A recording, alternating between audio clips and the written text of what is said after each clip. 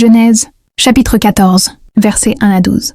Dans le temps d'Amraphel, roi de Shinéar d'Arjok, roi d'Elazar de Kedorlaomer, roi d'Élam, et de Tidéal, roi de Gojim, il arriva qu'ils firent la guerre à Béra, roi de Sodome, à Birsha, roi de Gomorre, à Shinéab, roi d'Adma, à Sheméhéber, roi de Tseboïm, et au roi de Béla, qui est Tsoar. Ces derniers s'assemblèrent tous dans la vallée de Sidim, qui est la mer Salée.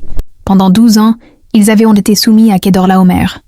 Et la 13e année, ils s'étaient révoltés.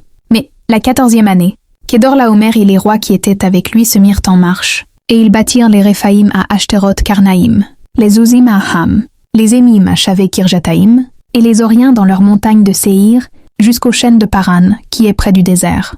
Puis ils s'en retournèrent, vinrent à Amishpat, qui est Kadès, et bâtirent les Amalécites sur tout leur territoire, ainsi que les Amoréens établis à Hatzatson-Tamar. Alors s'avancèrent le roi de Sodome, le roi de Gomorre, le roi d'Adma, le roi de Tseboïm, et le roi de Béla, qui est Tsoar, et ils se rangèrent en bataille contre eux, dans la vallée de Sidim, contre Kedorlaomer, roi d'Élam, Tidéal, roi de Gojim, Amraphel, roi de Shinéar, et Arjok, roi d'Elazar. 4 rois contre 5. La vallée de Sidim était couverte de puits de bitume.